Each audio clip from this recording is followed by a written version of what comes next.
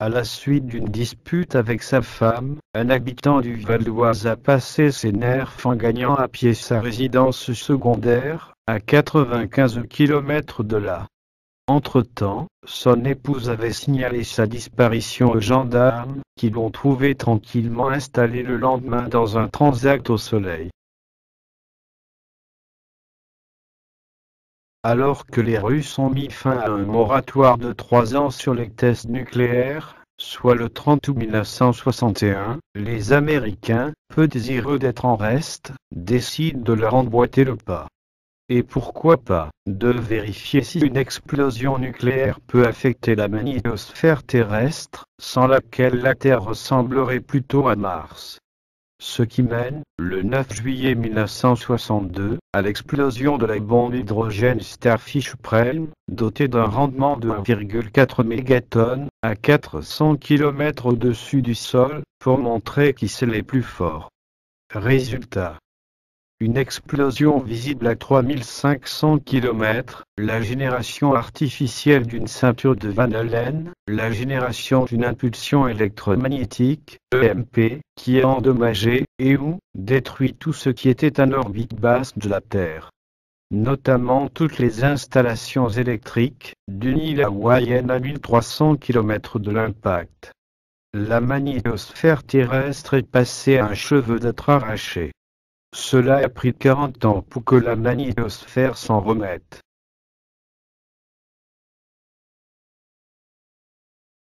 Au cours de ces 4 mois de voyage de noces, un couple suédois a échappé à 6 des grandes catastrophes naturelles qui ont marqué l'année.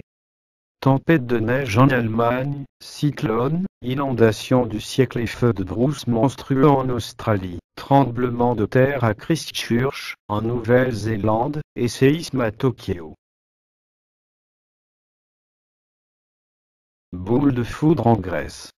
Depuis la Grèce antique, de nombreux témoignages font état de la présence de boules de feu, durant de violents orages.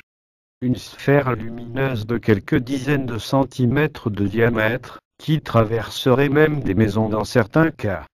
Aucune explication tangible n'est avancée à ce jour.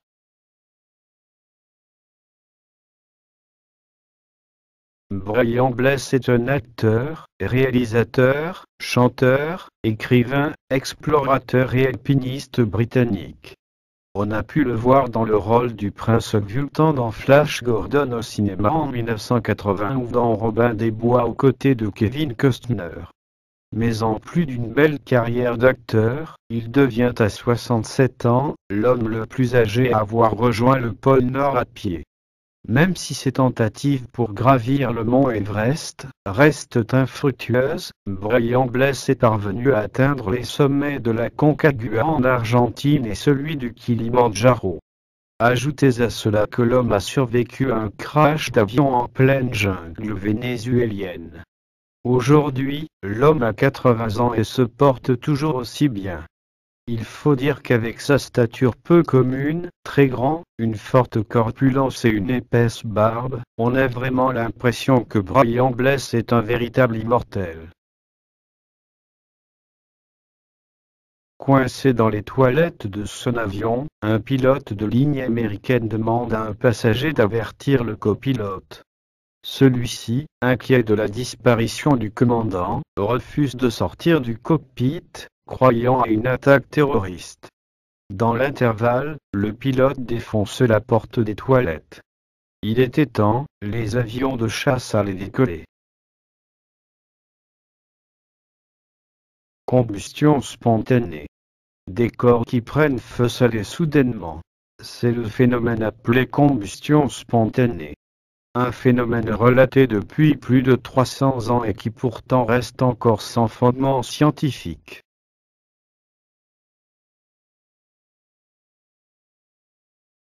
Condamnée à l'abattoir, Yvonne la vache bavaroise s'est échappée de sa ferme. Réfugiée dans une forêt, elle a fait tourner en bourrique pendant 3 mois policiers, paysans, chiens, défenseurs de la cause animale, et même un taureau dont les charmes l'ont laissée indifférente. Au terme de sa fugue, devenue star des médias, elle gagne le droit à une retraite paisible. Dans le Hampshire en Angleterre, un tigre blanc a été repéré dans un champ par des promeneurs qui l'avaient observé à distance grâce au zoom de leur appareil photo. Le golfe voisin a été évacué et le félin immobilisé par des fléchettes anesthésiantes, des hommes armés et un hélicoptère surveillant l'opération. Jusqu'à ce que les policiers découvrent qu'il s'agissait d'une peluche. Dans les années 50, guerre froide oblige, le but ultime était de démontrer la supériorité scientifique de l'Union soviétique sur les Américains. Et quoi de mieux pour y parvenir que de greffer des têtes de chiots sur des bergers allemands? Résultat. Des chimères dotées d'une durée de survie maximale de 29 jours, mais ces expérimentations ouvrent la porte à la première greffe de cœur en 1967.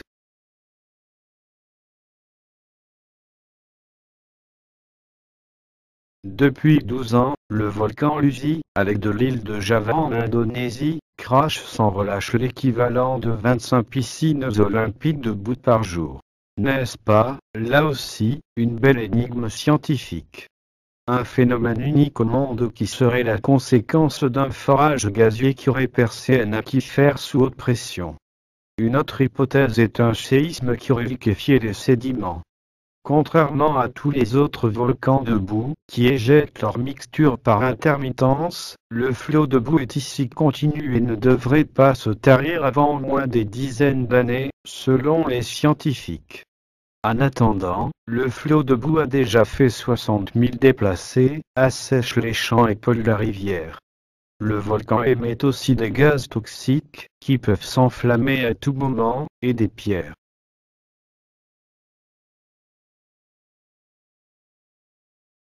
Des centaines de boules de pierre ont été découvertes dans les années 30 dans la jungle du sud du Costa Rica. Connues sous le nom de las bolas, ces sphères, pouvant mesurer jusqu'à plus de 2 mètres de diamètre, auraient été sculptées entre 200 ans avant Jésus-Christ et l'année 1500. Elles sont attribuées à la culture précolombienne des Diki, mais on ignore tout de leur origine, et de la raison pour laquelle elles ont été taillées.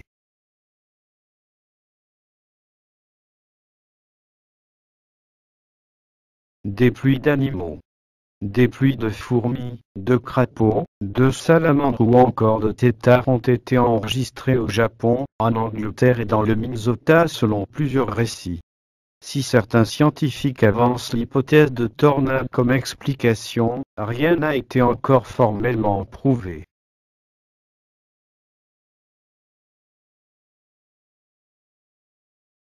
Elmer McCurdy était un petit bandit médiocre d'Oklahoma, qui pillait des banques et des trains. Mais il n'était pas très doué. Lors d'une opération de grande envergure avec sa bande, il repart finalement avec 46 $ en poche et une bouteille d'alcool. Il meurt en 1911 à l'âge de 31 ans, lors d'un échange de coups de feu avec les autorités, et ses derniers mots seront: « Vous ne mourrez jamais vivant ». Son corps n'est pas réclamé donc il est embaumé, et vendu pour plusieurs spectacles comme l'homme qui refusa de se rendre. Quelques années plus tard, son corps est réclamé par un homme qui prétend être son frère, et dit vouloir lui offrir une sépulture décente. Mais le corps va être vendu à plusieurs reprises pour des musées, des spectacles et même des maisons hantées.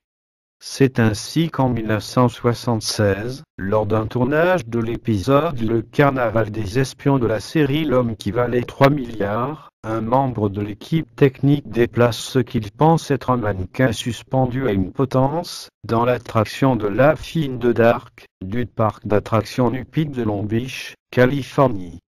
C'était en fait le corps d'Elmer McCurdy.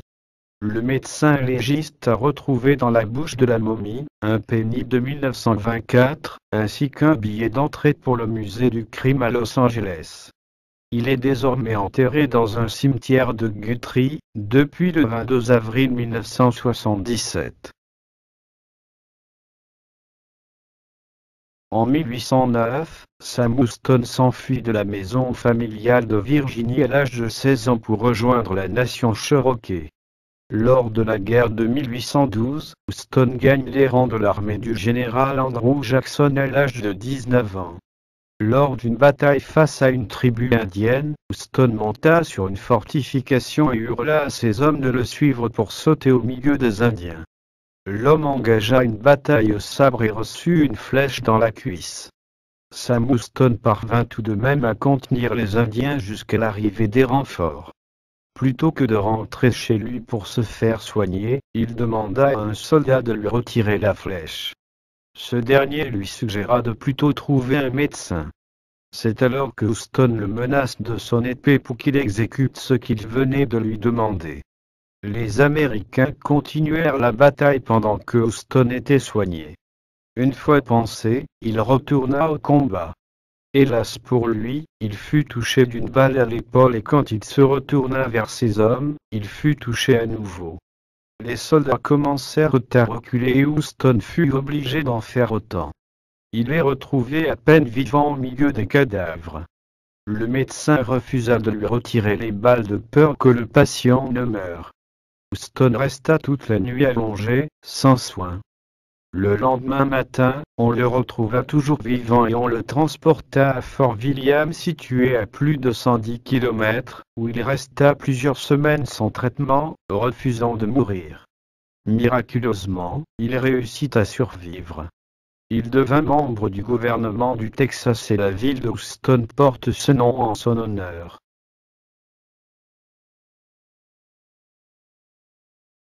En 1896, Henry Howard Holmes est condamné à mort pour les meurtres de nombreuses personnes.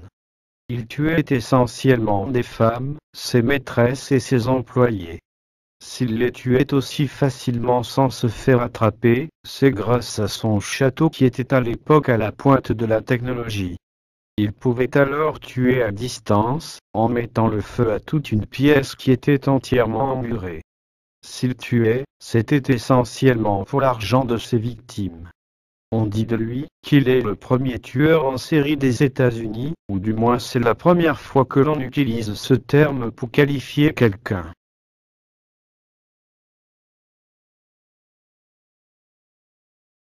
En 1926 aussi, alors que les deux guerres mondiales sont lointaines des deux côtés, quoi de mieux pour s'occuper que d'expérimenter l'hybridation, homme-singe, par insémination de chimpanzés, par du sperme humain. Le savant russe obtient étonnamment l'aval de l'Institut Pasteur pour mener des tests en Guinée française sur 3 femelles chimpanzés. Ce fut un échec, toutefois, Ivanov conjecture que l'inverse marchera peut-être.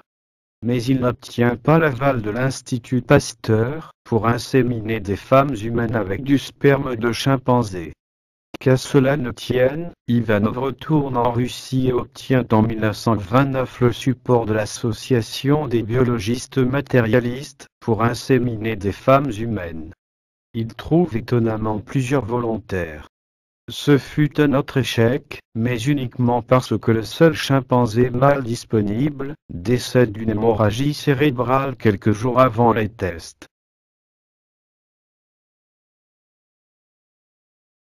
En 1926, Peter Fröschan, un explorateur danois, est pris dans une tempête de neige à plusieurs kilomètres de son camp. Il trouve un abri où il va se cacher plusieurs jours à mesure que le déluge s'amplifie. Sauf qu'il découvre que l'air qu'il expire se transforme en glace et va se fixer aux parois de son abri. Forcément, il commence à manquer de place. L'explorateur mesure 2 mètres et il reste dans un espace où seulement 2 hommes tiendraient.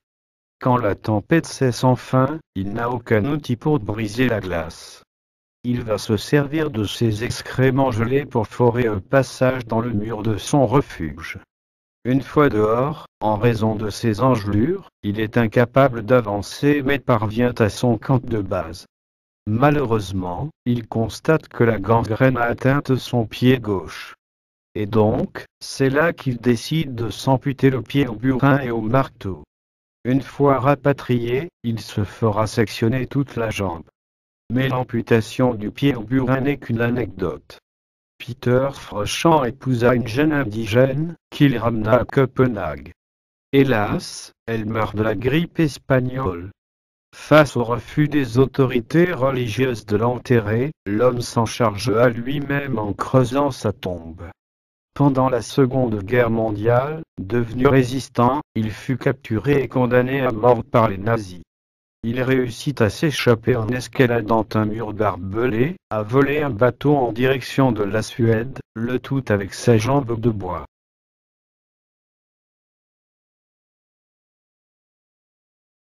En avril 1953, est lancé le projet MK-Ultra sous le patronage de la CIA, qui n'apprécie pas d'être en reste, face à de supposées techniques de contrôle mental soviétiques efficaces. Les tests de type lavage de cerveau à base de drogue, électrochocs et compagnie dérivent rapidement sur un usage intensif du LSD. Puis, dans la foulée, s'opère le lancement du projet Stargate pour concurrencer de supposés médiums soviétiques surpuissants. Un nouveau type de guerre paranormale avec un nouveau genre d'adversaire d'une dangerosité exceptionnelle.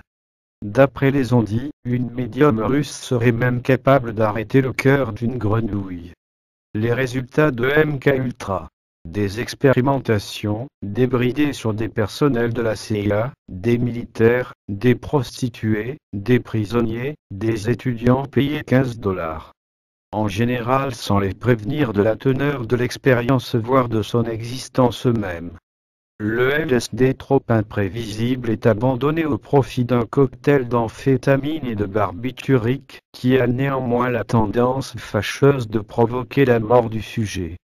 Pour ce qui est du projet Stargate, les résultats sont 25 millions de dollars, et 25 ans d'expérimentation très modérément probantes en termes de production d'armes psychiques.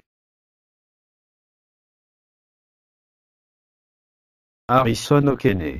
3 jours à 30 mètres de profondeur.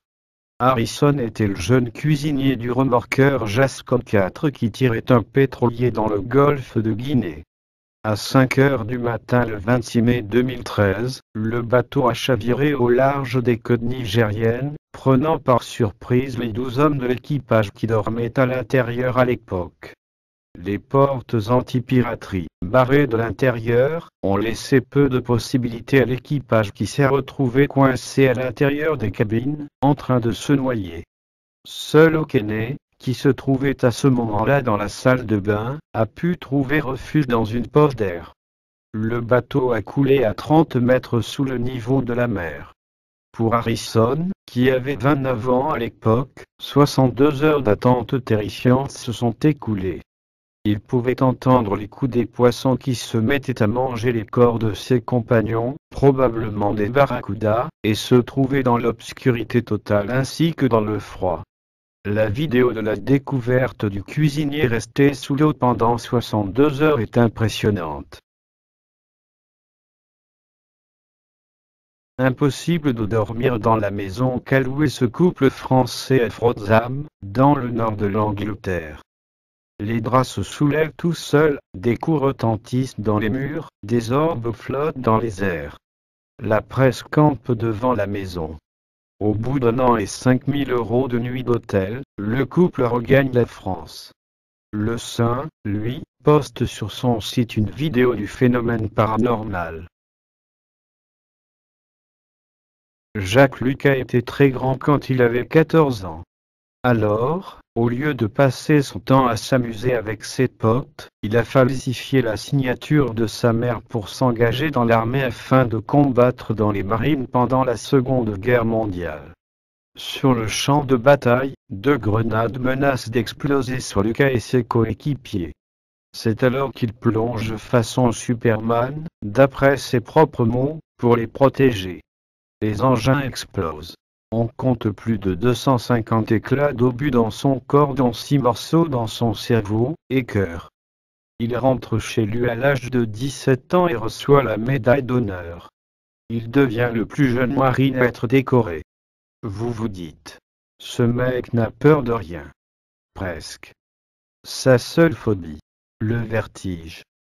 Pour la combattre, il s'engage un peu plus tard de nouveau dans l'armée en tant que parachutiste. Lors d'un saut d'entraînement, ses parachutes ne s'ouvrent pas. D'après les témoins de la scène, Jacques Lucas était le dernier à sauter de l'avion et le premier arrivé sur le sol. Il a survécu à cet accident et on se dit que le type doit certainement avoir un sacré ange gardien au-dessus de la tête. Jean Simon, Tréauville, 1915. De bien étranges bruits sont entendus par les visiteurs à chaque fois qu'ils viennent voir Mathilde chez elle. Ces mêmes visiteurs s'étonnent aussi que cette femme, pourtant seule à faire tourner la ferme familiale, en l'absence de son époux Jean, mobilisé depuis, août 1914, parvienne à s'occuper si bien de l'exploitation. Jean, on l'a vu de temps à autre revenir pour des permissions. Mais à partir de l'hiver 1917, plus rien. Peut-être a-t-il été tué, fait prisonnier, ou a-t-il disparu, son corps éparpillé par un obus, ou enterré dans la boue des tranchées. Les hommes de son unité, qui connaissent Jean Simon et savent qu'il habite à Tréauville, devraient être au courant. Pourtant, ils ne savent rien. Et cela n'explique pas non plus pourquoi les gendarmes se mettent activement à le chercher à partir de 1917. S'ils savaient. Car c'est dès le début 1915 que Jean Simon a décidé que la guerre pouvait se passer de lui. Et qu'il s'est installé discrètement dans un grenier de sa ferme de Tréauville, avec la complicité de son épouse Mathilde. Seule à être au courant, celle-ci a tenu sa langue pendant 5 ans, ravitaillant son mari, veillant à ce que personne n'ouvre la porte du grenier. La guerre terminée, Jean reste dans son grenier, attendant qu'on considère d'un œil moins sévère les déserteurs. Et un beau jour de février 1920, il sort de sa cachette pour aller se livrer aux autorités militaires. José Salvador Alvarenga. 438 jours de naufrage. Les photos prises après son sauvetage rappellent les images de Tom Hanks dans Seul au monde. Mais son histoire se rapproche plus de celle de Ballad of the Wholesaler, de Samuel Taylor Coleridge. Sauf qu'au lieu de 7 jours et 7 nuits, ce dernier a disparu dans l'océan Pacifique pendant 438 jours. Plus de 14 mois. L'homme était parti pêcher depuis le port de Costa Azul, dans l'état mexicain de Chiapas, le 17 novembre 2012 avec un collègue de 22 ans, décédé plus tard. Il raconte avoir été surpris par une tempête dans la journée. Après un SOS, en vain, Alvarenga a disparu. Il a été retrouvé le 30 janvier 2014, à 6700 milles plus loin, sur la plage de Tai Island, dans l'atoll des Bons, l'une des îles les plus au sud, des 1156 bouts de terre qui composent les îles Marshall, qui font partie de la Micronésie, au nord de l'équateur. Sur l'atoll inhabité, il a réussi à survivre pendant 13 mois en se nourrissant de poissons et de tout ce qui pouvait apaiser la faim, notamment des oiseaux qu'il a réussi à attraper avec des armes et des pièges rudimentaires. Jonathan Franklin, journaliste, a recueilli l'histoire et les anecdotes du pêcheur dans le livre « 438 Days. An Extraordinary True Story of Survival at Sea ».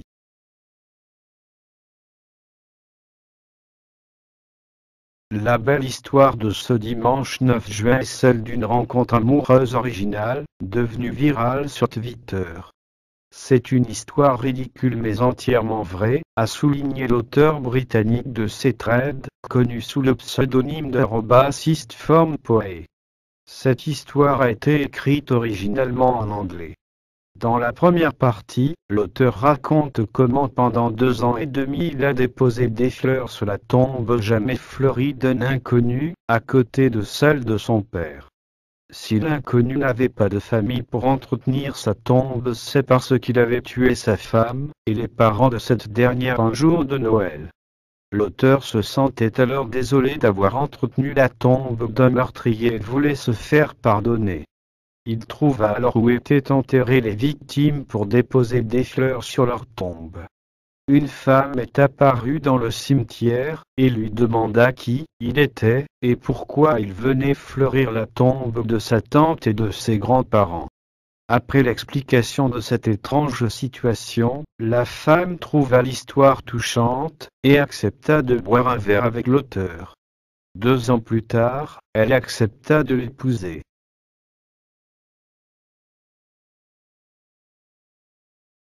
La femme immortelle.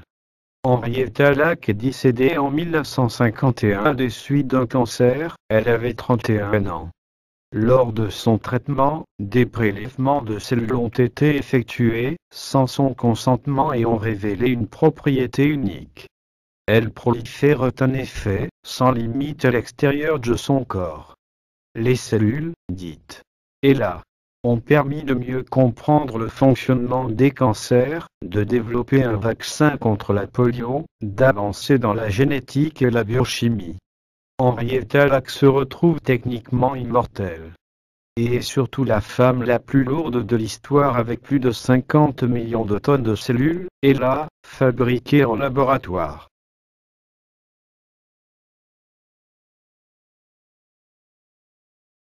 La forêt albinos en Californie. Une lugubre forêt de fantômes blancs se dresse le long des côtes californiennes dans les parcs nationaux de Big Basin Redwood ou Humboldt Redwood.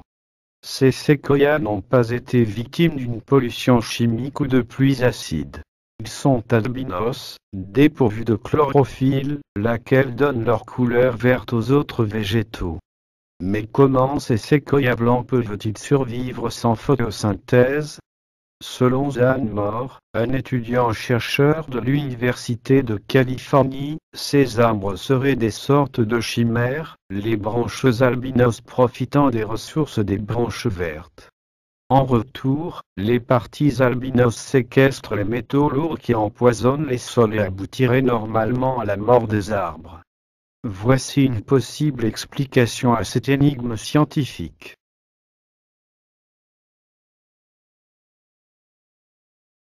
La maison la plus hantée des États-Unis.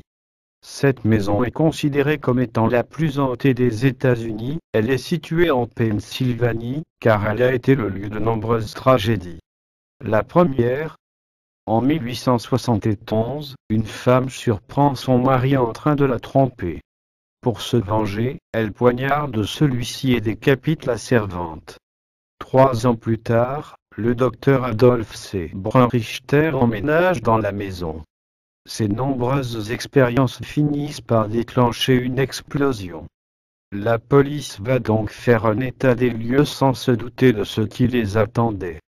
Effectivement, les expérimentations du docteur consistaient à redonner vie à des têtes de femmes décapitées. En 1927, elle a été détruite par un accident industriel.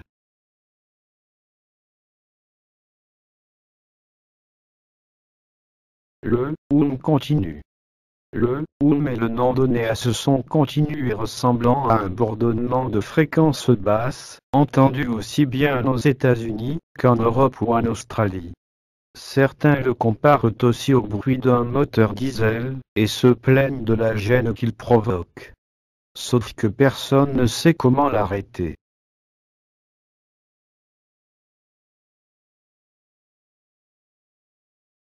Le 2 février 2008, une professeure de chimie a la mauvaise idée de se débarrasser de 3 flacons de produits chimiques, dont de l'éther diéthylique, dans une bouche d'égout.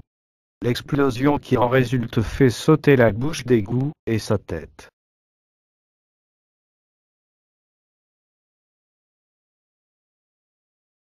Le 2 juillet 1982, un camionneur californien s'envole depuis San Pedro à Los Angeles, à l'aide de 45 ballons sondes gonflés à l'hélium, convaincu de pouvoir contrôler l'engin. Entraîné dans un couloir aérien, à 1600 mètres d'altitude, il parvient finalement à se poser à Long Beach après 45 minutes de vol. Mais les câbles de ces ballons se prennent dans des lignes haute tension et causent un blackout complet.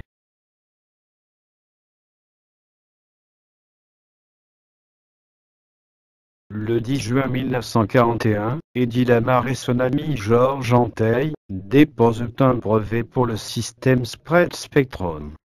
Ce dernier permet de coder les transmissions de données des torpilles téléguidées, en piochant apparemment aléatoirement dans un panel de 100 fréquences afin d'empêcher leur brouillage. L'armée n'en fait strictement rien pendant la Seconde Guerre mondiale, et le concept est redécouvert dans les années 60, par des ingénieurs qui lui donnent enfin ses lettres de noblesse. Ce principe est aujourd'hui à la base des technologies du GPS, du Wi-Fi et de la télécommunication sans fil.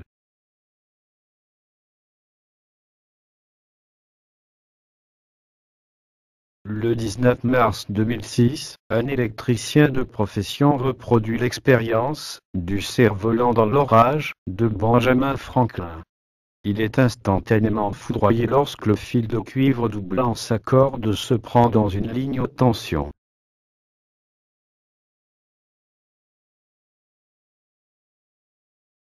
Le champ hydrothermal de Dalol en Éthiopie. Des températures atteignant 45 degrés Celsius en plein hiver, des geysers d'eau bouillante, des lacs verdâtres dont l'acidité peut prendre des valeurs négatives, des remontées de gaz toxiques, des concrétions boursouflées chargées en soufre, voici une autre énigme scientifique. Les sources hydrothermales de Dalol, dans le désert du Danakil au nord de l'Éthiopie, sont l'un des endroits les plus inhospitaliers de la Terre. À 160 mètres au-dessous du niveau de la mer, ce volcan aérien est le plus bas de la planète. Recouvert par une épaisse couche de sel, il est dépourvu de toute forme de vie, excepté quelques archées primitives. Un concentré d'extrêmes étudié par les scientifiques pour comprendre l'émergence de la vie sur Terre.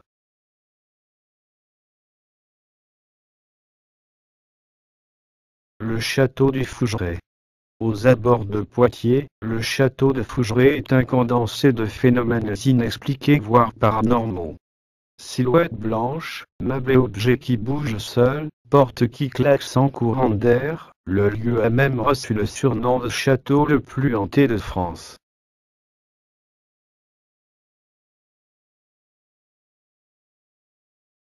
Le cratère géant de Bataglieka en Sibérie. Les Yakoutes le surnomment porte de l'enfer. Le cratère de Bataglieka est apparu dans les années 1960, au nord de la Sibérie et s'étend aujourd'hui sur près d'1 kilomètre de long et 86 mètres de profondeur. Il continue à se creuser au rythme de 10 à 30 mètres par an, en émettant des sons bizarres et effrayants. La dépression a débuté lorsqu'une grande partie de la forêt a été défrichée, laissant le sol vulnérable et fragilisé par le réchauffement, ce qui a fait fondre le pergélisol et entraîné des effondrements. Le phénomène est d'autant plus inquiétant qu'il risque de libérer des poches de méthane piégées dans le sol, susceptibles de donner lieu à des explosions. Au fur et à mesure de son agrandissement, le cratère dévoile des vestiges archéologiques et des fossiles remontant à plus de 200 000 ans, comme le cadavre d'un cheval préhistorique, d'un bœuf musqué ou d'un mammouth.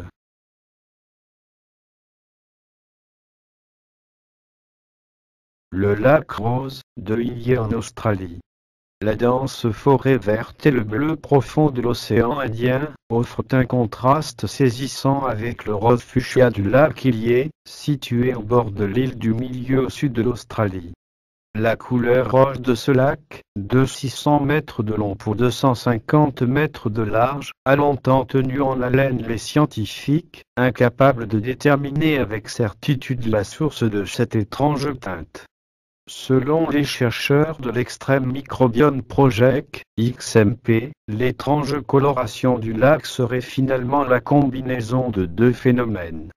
D'une part, l'accumulation d'une microalgue, d'une Alliala salina, qui utilise le bêta-carotène pour sa photosynthèse, et d'autre part, la présence d'une halobactérie appréciant les milieux salins, et donnant au sel une couleur fraise. Malgré les apparences, l'eau n'est pas toxique et offre des conditions parfaitement propices à la baignade.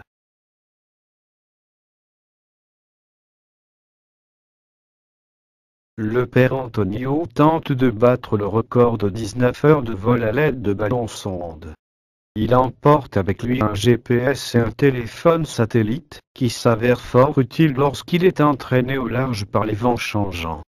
Si seulement il avait su comment les utiliser. Son corps sera retrouvé sur la côte brésilienne 3 mois plus tard.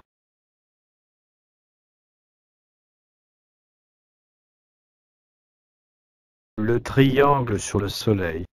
Les scientifiques du monde entier attestent de la présence d'une forme géométrique sur le Soleil, depuis mars 2012. Un gigantesque triangle dont l'origine reste totalement sans explication.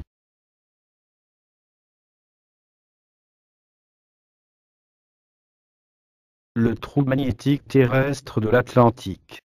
L'anomalie magnétique de l'Atlantique Sud, AMA, est une brèche béante dans le bouclier magnétique qui protège la Terre des particules cosmiques. Cette vaste zone s'étendant du Chili au Zimbabwe couvre près de 7,8 millions de kilomètres carrés et ne cesse de s'agrandir. Un trou qui entraîne des perturbations dans les satellites de communication et d'observation spatiale, mais dont l'origine demeure inexpliquée. Il pourrait s'agir d'un flux magnétique provenant des mouvements de roches en fusion dans le noyau terrestre, composé de fer liquide, ou d'un début d'inversion des pôles magnétiques, qui intervient tous les 400 000 ans en moyenne. Si c'était le cas, ce genre de brèche pourrait se multiplier et causer des gros problèmes pour la santé ou pour les vols commerciaux.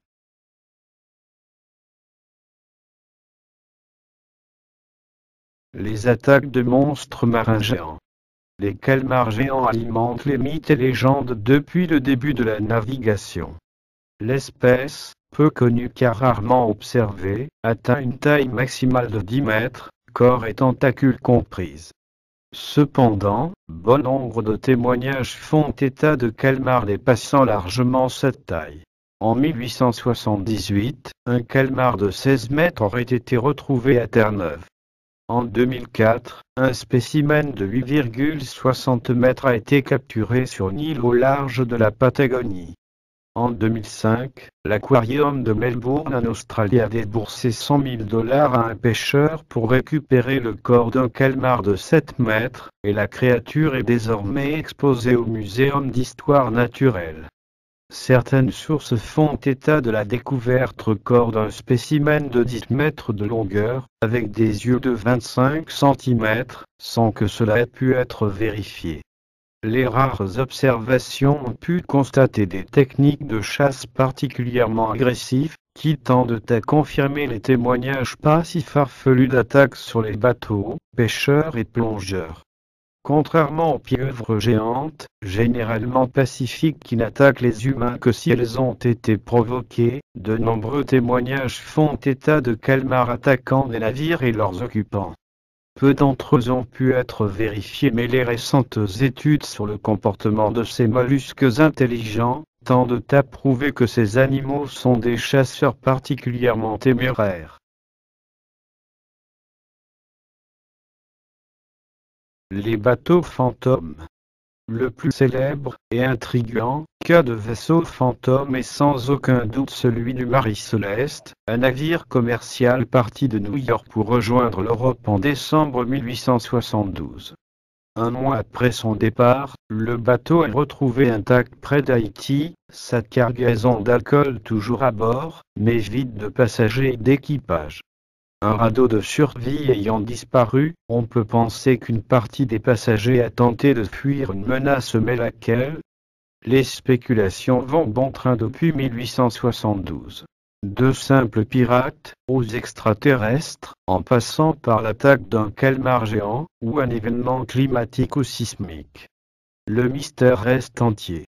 Des écrits historiques font état d'un grand nombre de disparitions ayant mené à la découverte de bateaux fantômes toujours intacts, mais sans passagers, entre 1840 et 1855. Mais un exemple plus récent s'est produit au nord de l'Australie. En avril 2007, un yacht de près de 10 mètres, le catamaran Case 2, est retrouvé vide 5 jours après son départ. Les 3 hommes ont disparu, alors qu'un écran d'ordinateur était resté allumé, et la table prête pour le dîner.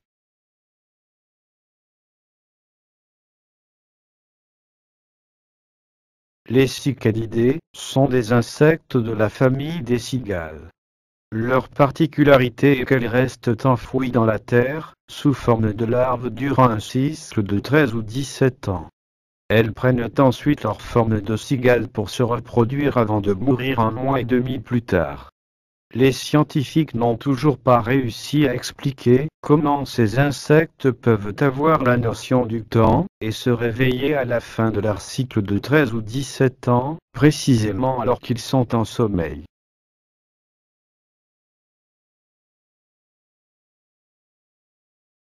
Les disparitions inexpliquées. Contrairement aux bateaux fantômes, que l'on retrouve vides, d'autres engins, bateaux, mais aussi avions, disparaissent sans raison apparente pour ne plus jamais réapparaître. En 1918, un navire contenant 306 marins de la Navy américaine s'est volatilisé en mer. Le USS Cyclope a disparu près de Barbade en Amérique latine, dans la mer des Caraïbes. L'événement s'est produit pendant la Première Guerre mondiale et certains historiens sont convaincus que le navire aurait été coulé par un sous-marin allemand, car les Américains transportaient 11 000 tonnes de minerai de manganèse, utilisés pour produire des munitions. Les autorités allemandes de l'époque ont nié cette hypothèse et le commandement de la marine américaine a conclu que le bateau avait probablement disparu lors d'une tempête. La disparition de 306 hommes en mer reste à ce jour la plus importante de l'armée américaine.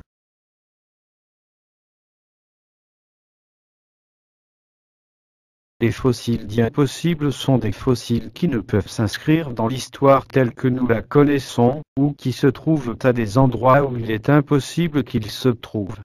Il est difficile de trouver des exemples précis de ce phénomène, assez difficile à expliquer pour les historiens et scientifiques, mais qui fait le bonheur des adeptes du créationnisme. Le web regorge de ces anecdotes prétendant par exemple qu'un squelette humain vieux de 135 millions d'années a été retrouvé dans le Colorado, aux États-Unis. Une découverte impossible, puisqu'il s'agit de la période du Crétacé.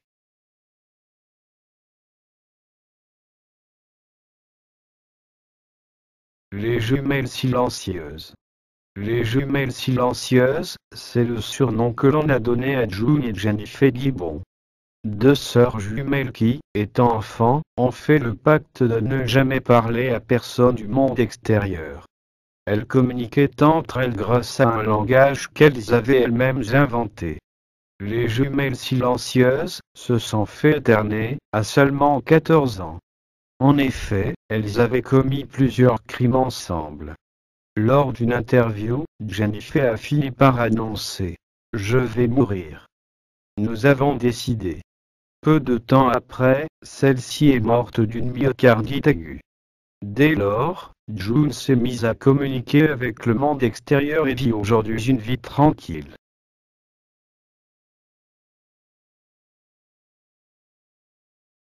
Les lignes de Nazca au Pérou.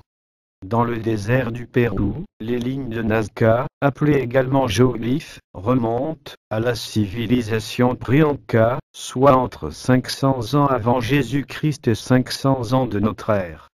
Représentant des animaux et des formes géométriques, elles peuvent mesurer jusqu'à plusieurs kilomètres et n'ont pas révélé leur mystère.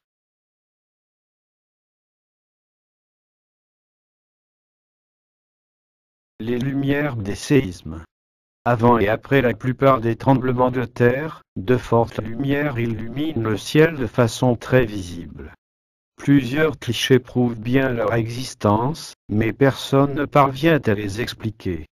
L'activité électrique des roches durant les séismes est une hypothèse parmi d'autres, mais juste une hypothèse.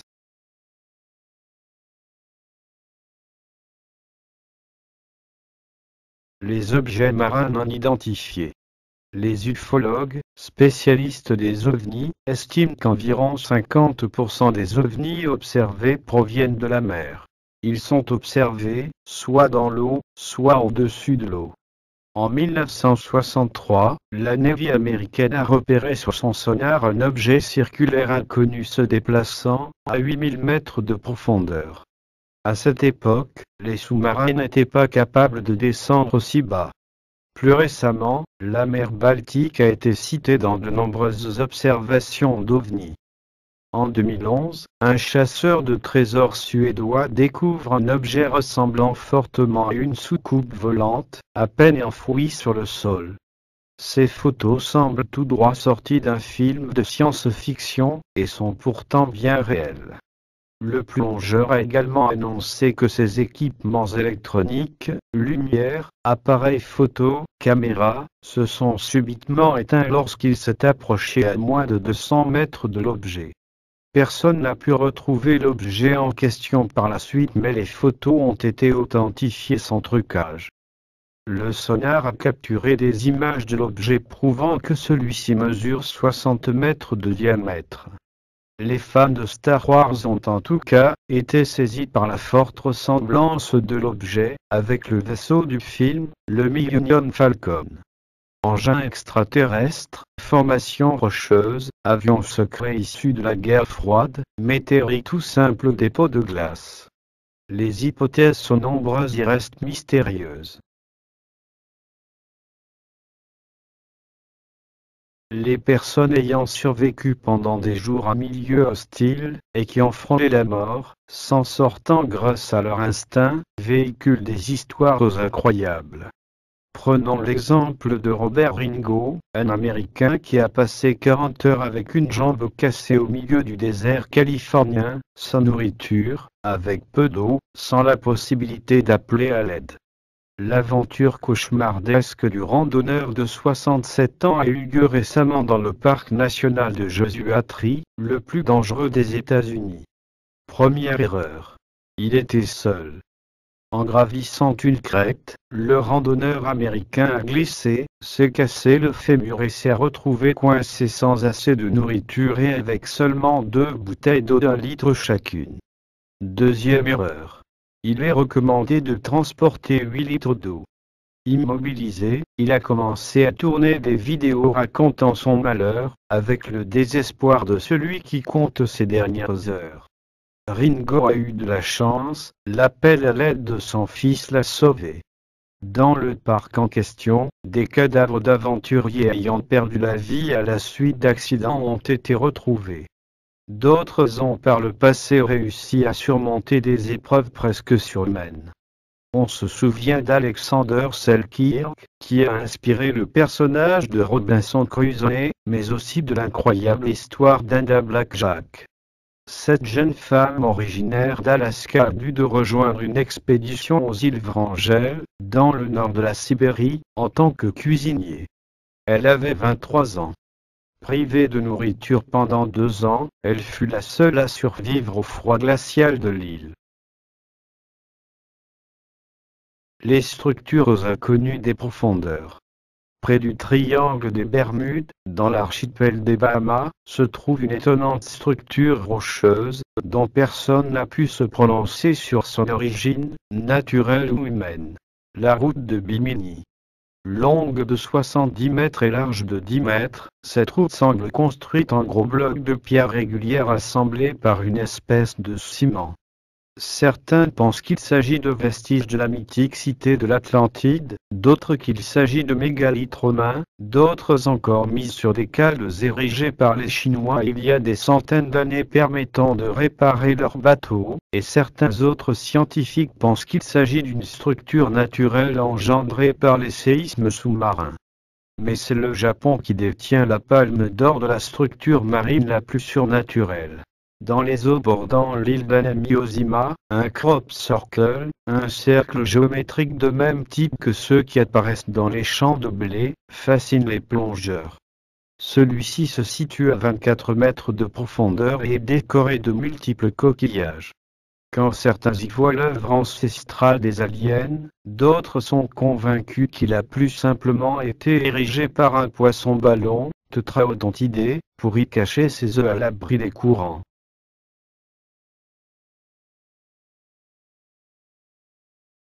Les survivants des Andes. 62 jours à 4000 mètres d'altitude.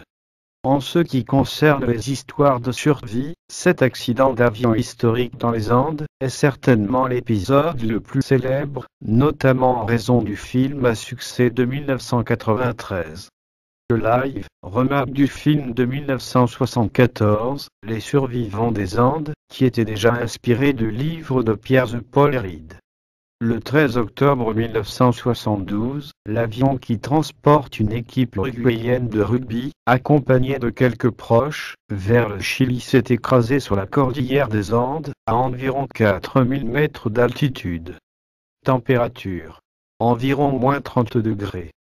12 personnes meurent à l'impact, tandis que les 16 survivants sont obligés de se nourrir de la chair humaine de leurs amis et parents décédés pour rester en vie. 62 jours plus tard, les survivants sont secourus grâce à l'exploit de Fernando Parado et Roberto Canessa, deux membres d'équipage, qui parviennent à traverser les Andes et à rejoindre le Chili, où ils alertent les secours. Les Winchester.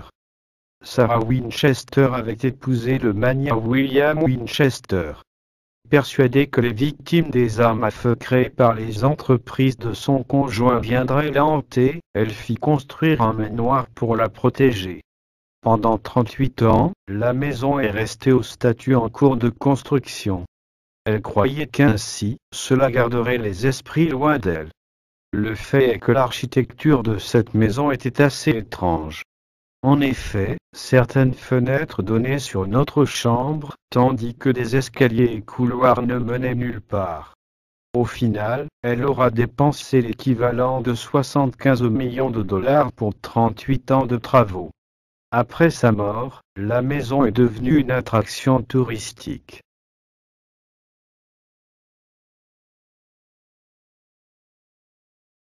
Massacre à la tronçonneuse, l'histoire vraie. Et oui, peu de monde est au courant de cela, mais le film Massacre à la tronçonneuse est inspiré d'une histoire vraie. C'est l'histoire d'Edgin, un jeune homme du Wisconsin. De nature efféminée, ses camarades de classe se moquent pertinemment de lui. On ne lui connaît pas d'amis et il est plutôt timide et renfermé sur lui-même. Le jour où sa mère meurt, est pour lui une tragédie. Il ne s'en remettra jamais réellement. Pire encore, il refuse d'admettre sa mort. Il va donc commencer par prononcer des incantations devant sa tombe. Puis il va déterrer des cadavres et ôter leur peau pour se faire un habit humain. Un jour, Bernice Bourdan, une femme de 58 ans disparaît de la même manière qu'avait disparu Marie Hogan, la tenancière d'une taverne de Pellegros 3 ans plus tôt. Un témoin avait aperçu elle rôder autour du magasin de Bernice. Les policiers se rendent donc chez lui pour enquêter. En arrivant sur les lieux, ils n'imaginaient pas ce qui les attendait. En entrant, ils remarquent que des rideaux, des gants, des draps, des abat-jours, mais aussi bien d'autres choses avaient été conçues en peau humaine. On trouvera également des morceaux de cadavres, et le corps de Bernice Bourdan, pendu par les pieds à une poutre, décapité, éventré et vidé de ses entrailles. La tête de Marie Hogan sera retrouvée dans un sac en papier. Si seulement 2 meurtres lui sont mis sur le dos, 13 autres femmes ont été retrouvées mortes, mais Ed explique qu'il n'avait fait que voler les cadavres. Mauro Prosperi. 10 jours dans le désert. Le marathonien roumain, médaillé d'or par équipe au pentathlon aux Jeux olympiques de Los Angeles, a participé au marathon de sable en 1994, une course de 250 km en 5 étapes dans le Sahara, considérée comme la course la plus difficile au monde. Après une tempête de sable longue de 8 heures, Mauro s'endort pour se reposer, mais à son réveil il se retrouve au beau milieu du désert algérien, sans aucun repère. Les secours se mettent à sa recherche en vain. Avec une réserve d'eau limitée, Mauro survit en buvant sa propre urine et en mangeant des chauves-souris. Il perd 18 kg et est retrouvé au 10e jour par des nomades algériens qui lui sauvent la vie. Dans son livre biographique, Ces 10 jours au-delà de la vie, Moreau a également déclaré qu'il avait tenté de se suicider en se coupant les veines, mais le sang était si épais qu'il en sortait à peine. 2 ans plus tard, le marathonien a participé à nouveau à la compétition sportive et 5 fois de plus par la suite. Son histoire a été racontée dans la série documentaire Loser, diffusée sur Netflix, et qui alterne images d'archives, interviews et scènes animées de reconstitution. Né à Pasto en Hongrie, Tibor Rubin est issu d'une famille juive. Quand il a 15 ans, il est envoyé dans le camp de concentration de Mauthausen, où le SS lui assure dès son arrivée qu'il n'en sortira pas vivant. Il est finalement libéré par les troupes américaines et décide de rembourser sa dette envers le pays qui lui a sauvé la vie, en s'engageant dans l'armée américaine après son arrivée à New York en 1948. Il va servir les États-Unis en partant combattre pendant la guerre de Corée en 1950, où il va défendre à lui tout seul une colline pendant 24 heures contre les soldats nord-coréens pour permettre à son unité de se replier. À la fin de l'année 1950, il est gravement blessé et se fait capturer par les Chinois. Il restera prisonnier pendant 2 ans et demi. Les Chinois lui proposent même de le libérer à condition qu'il rentre chez lui en Hongrie. Rubin refuse. Il va appliquer ce qu'il avait appris pendant l'Holocauste. Il vole de la nourriture et autres médicaments dans les entrepôts du camp chinois pour les partager avec ses codétenus. Ces actes de courage ont permis de maintenir 40 personnes en vie. Tibor Rubin attendra jusqu'en 2005 pour que George W. Bush décide de lui remettre la médaille d'honneur. Il meurt le 5 décembre 2015 à l'âge de 86 ans. Phénomène inexpliqué. Affaire du col Dietlov. Dans la nuit du 1er au 2 février 1959, 9 skieurs et randonneurs expérimentés ont perdu la vie, dans d'étranges circonstances dans la chaîne de montagnes de l'Oural, située en Russie. Le but de l'expédition était d'atteindre Otortan, une montagne à 10 km au nord du lieu où allait se produire le drame. L'absence de témoins oculaires a donné naissance à de nombreuses spéculations. Des enquêteurs soviétiques déterminèrent uniquement qu'une force irrésistible inconnue causa la mort de ces personnes. Les enquêteurs supposèrent que les randonneurs sortirent de leur tente nu-pieds dans la neige. Leurs corps ne présentaient pas de signes de lutte, mais 2 victimes présentaient des crânes fracturés, 2 des queues cassées, et il manquait la langue de l'une d'entre elles. Selon certaines sources, les habits de 4 des victimes présentaient des niveaux élevés de radiation. Toutefois, ce dernier fait n'est pas mentionné dans les documents contemporains du drame et cela n'apparaît que dans ceux postérieurs. Après les funérailles, les parents des morts affirmèrent que la peau des victimes était d'une étrange couleur brune. Un autre groupe de randonneurs se trouvant à environ 50 km au sud de la montagne, ont affirmé avoir vu d'étranges sphères oranges, dans le ciel au nord, la nuit du drame. Des sphères similaires ont été continuellement observées à Yvdel et dans ses environs de février à mars 1959, par plusieurs témoins indépendants, y compris par le service météorologique et les forces armées.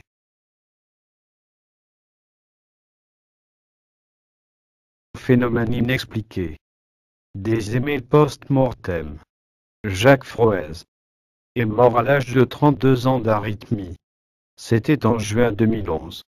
Les circonstances de sa mort ne sont en rien troubles. Pourtant, dès le mois de novembre 2011, des emails ont été envoyés depuis son compte à l'attention de ses proches. Les emails évoquaient des discussions privées qu'il avait eues avec les destinataires des emails. Par exemple, un ami à lui avec qui il avait parlé du rangement de son grenier, a reçu « Je suis chez vous, nettoyez votre grenier à la fin ». Son cousin a reçu « Je savais que tu allais te casser cette cheville, une semaine après s'être blessé à la cheville ». Ces envois d'emails mystérieux n'ont jamais été résolus. S'il y a fort à parier que ces emails ne sont que le fruit des actes d'un hacker malveillant, l'ami de Jacques, qui a reçu ces emails, aime se dire que Jacques veille sur lui. Il a répondu aux emails reçus mais n'a jamais eu de réponse.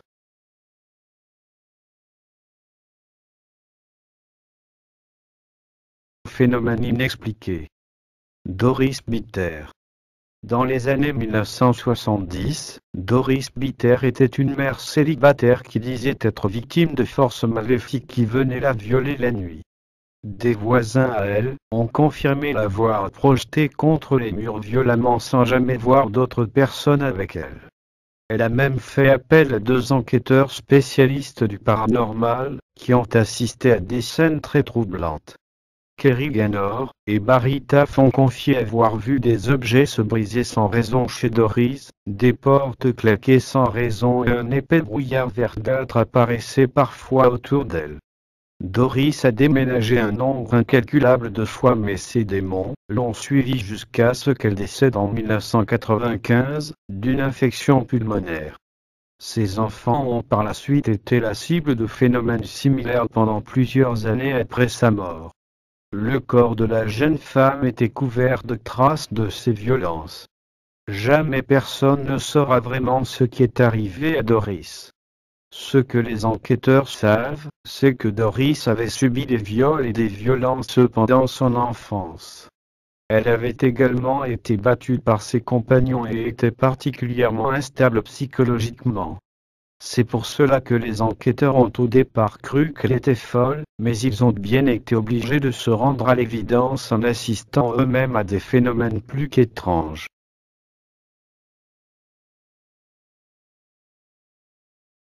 Phénomène inexpliqué.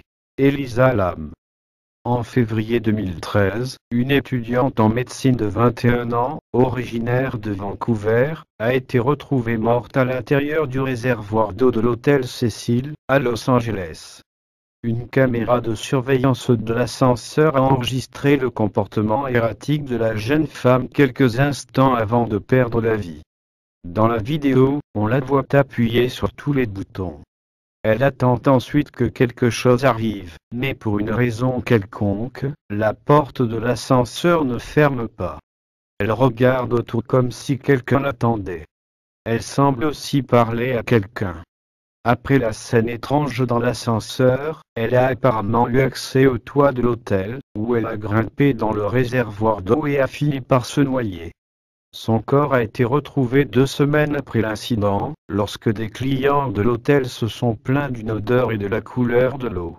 Selon le rapport officiel, elle aurait vécu un épisode maniaque, caractérisé par une modification de l'humeur, et la survenue de certains symptômes.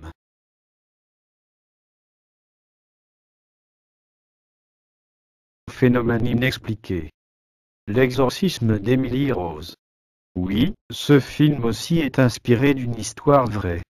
Le film qui retrace l'histoire d'une jeune femme qui, se pensant possédée, demande au père de sa paroisse de l'exorciser.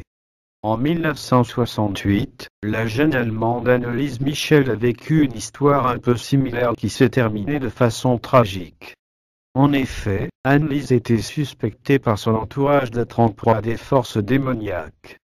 Après plusieurs consultations médicales, il s'est avéré que la jeune femme était épileptique. Mais sa famille était persuadée qu'il y avait autre chose. Alors chaque semaine dès 1975 et pendant des mois, elle a été exorcisée par 2 prêtres dans des conditions atroces. Elle a également été internée et a fini par refuser de s'alimenter. Finalement, Anneliese Michel est morte en 1976 de déshydratation et de malnutrition. Sa famille était presque soulagée de la savoir délivrée de ses démons. Or, une enquête a été ouverte après sa mort. Et il s'est avéré qu'Anneliese ne souffrait de rien d'autre que d'épilepsie.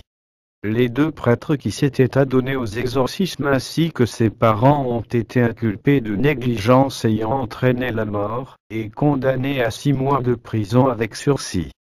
Le tribunal a estimé que les enregistrements étranges donnés par les hommes d'église ne révélaient que la folie d'Anneliese face aux atrocités qu'ils lui faisaient subir.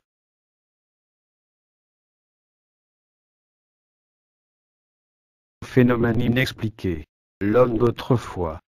En 1950, un homme portant des favoris, ayant l'air de venir de l'époque victorienne, marchait dans les rues de Times Square. Selon des témoins, il avait l'air surpris et troublé.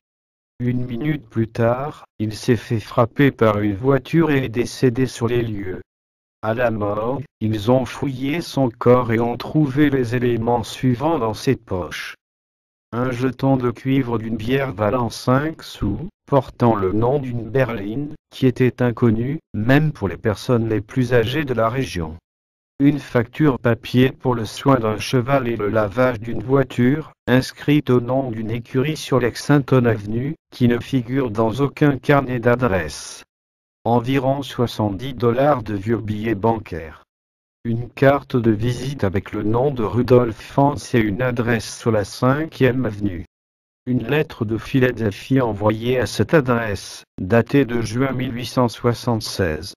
Les objets ne montraient aucun signe de vieillissement. L'histoire serait tirée d'un récit de science-fiction écrit par l'auteur américain Jack Finney et publié dans le magazine Collier en 1951.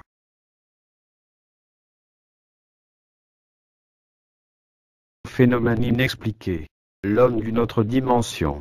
En juillet 1954, un homme est arrivé à l'aéroport de Tokyo au Japon. En vérifiant son passeport, les douaniers ont remarqué qu'il était originaire d'un pays appelé Toré. Le passeport avait l'air authentique, sauf qu'il n'y avait, et n'a toujours aucun pays, nommé Toré sur la planète.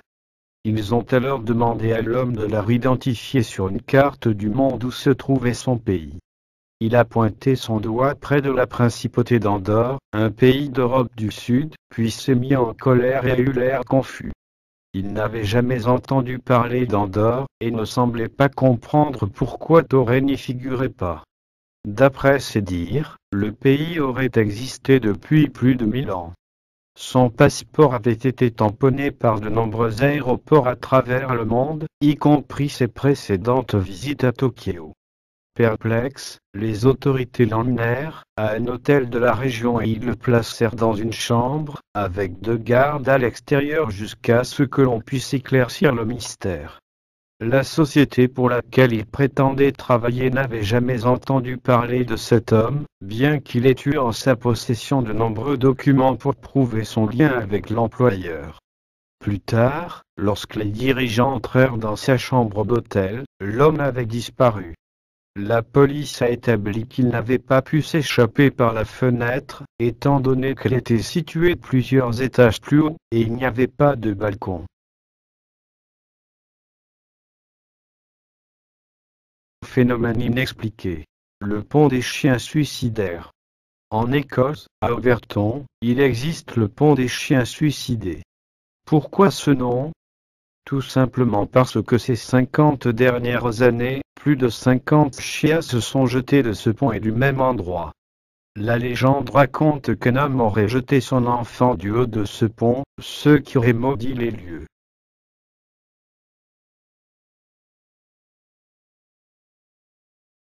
Phénomène inexpliqué.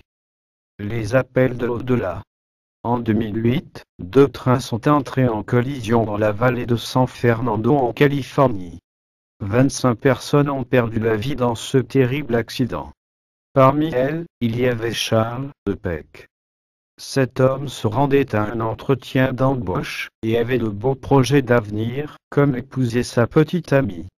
Pendant les 11 heures qui suivirent l'accident, 35 appels furent passés du portable de Charles vers sa famille, sa copine, sa mère et son fils. Tous ont reçu des appels. Dès lors qu'ils décrochaient, ils n'entendaient que des bruits parasites.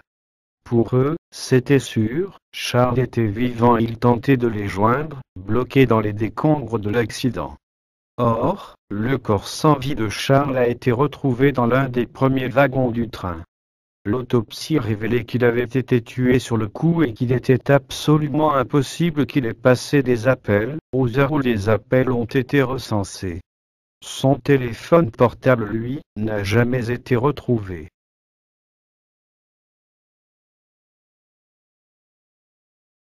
Pierre mouvante de la vallée de la mort. Dans la vallée de la mort aux États-Unis, des pierres avancent toutes seules, à même le sol sur plusieurs dizaines, voire centaines de mètres parfois. Des blocs pouvant peser près de 30 kg se déplacent mystérieusement.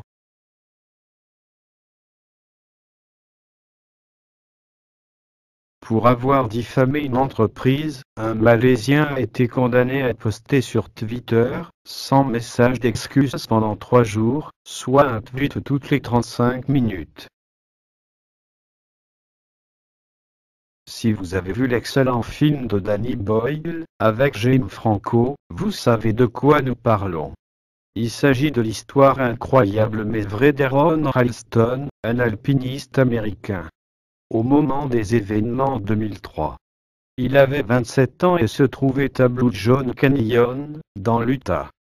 Lors d'une ascension en solo, un énorme rocher s'est détaché d'en haut et a atterri sur son bras droit.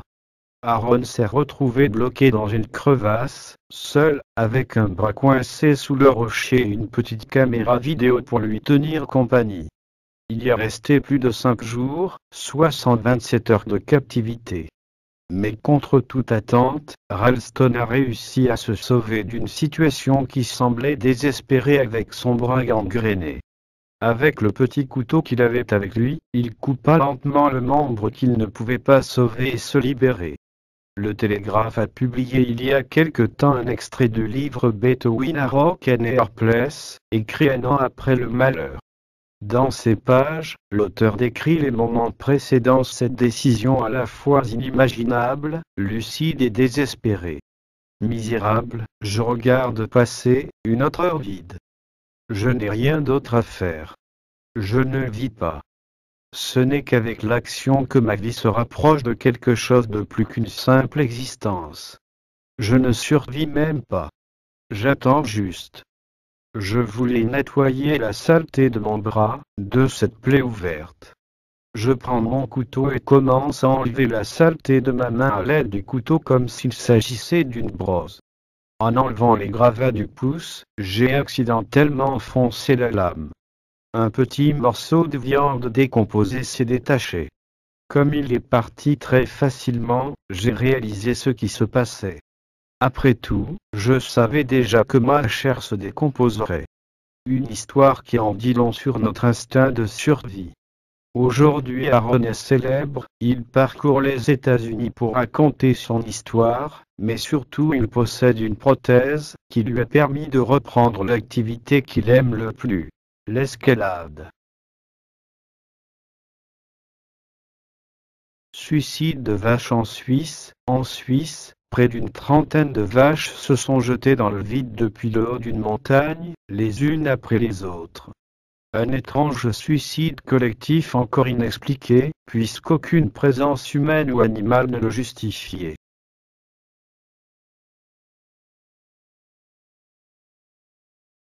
Un Allemand de 45 ans a été arrêté par la police alors qu'il s'apprêtait à prendre une autoroute avec son fauteuil roulant. L'homme voulait rentrer chez lui par le chemin le plus rapide. Un Boeing 777 de United Airlines assurant un vol Chicago-Francfort a été contraint d'atterrir à Toronto, après l'affichage du code signalant aux aiguilleurs du ciel que l'avion était victime d'un détournement.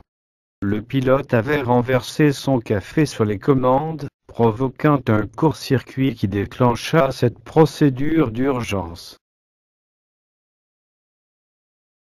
Un Indien considéré comme un dieu grâce à une queue de poil.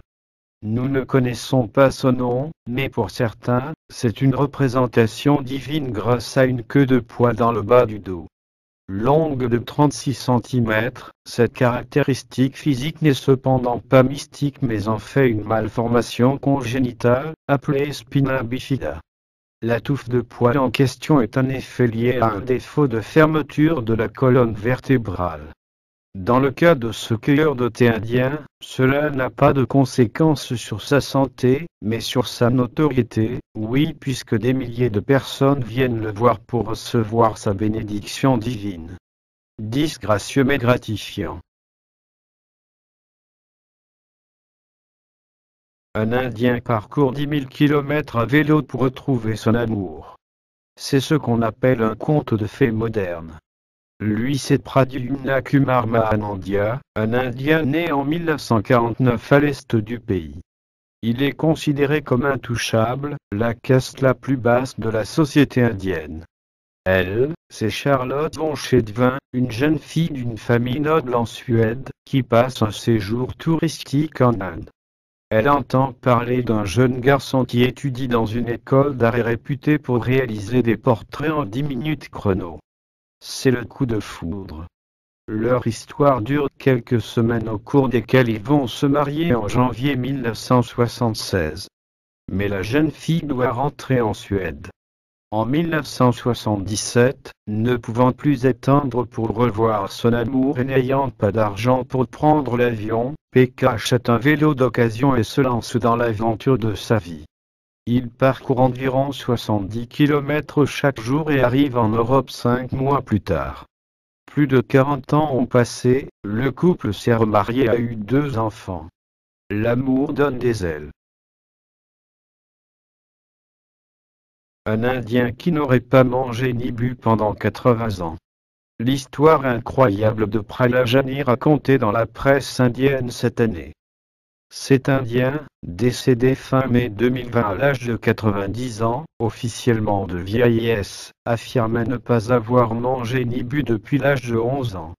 Originaire de l'état du Gujarat, ouest de l'Inde, disait avoir été béni par une déesse dans son enfance, lui conférant des pouvoirs spéciaux, notamment de pouvoir vivre sans eau ni nourriture. Impensable pour les médecins, qui ont pu l'observer en 2003 et 2010. Lors de la deuxième observation, l'homme a été filmé en permanence avec des caméras et n'avait effectivement ni mangé, ni bu, mais aussi ni uriné ni déféqué pendant 2 semaines. Ce phénomène reste un mystère, avait à l'époque déclaré à la presse un neurologue de l'équipe Prahlajani emportera son secret dans la tombe. Un Lorrain s'est retrouvé coincé toute une nuit à 43 mètres de hauteur sur le faîte d'une cheminée d'une usine désaffectée pour avoir voulu admirer l'astéroïde 2005 YU-55. Les derniers degrés de l'échelle ayant cédé sous son poids, il ne pouvait plus redescendre.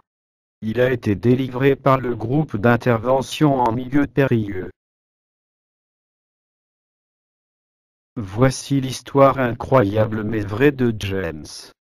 James, un Anglais de 62 ans, n'est pas prêt d'oublier cette journée du samedi 5 juin. Elle marque en effet pour lui le commencement d'une nouvelle vie, en quelque sorte. Il est 17h et comme tous les jours, assis dans la chaise en rotin de son salon, James profite d'une tasse de thé et d'un moment solitaire pour faire ses mots croisés. Pour rien au monde il ne dérogerait à ce petit moment à lui. Il en a besoin quotidiennement pour se ressourcer.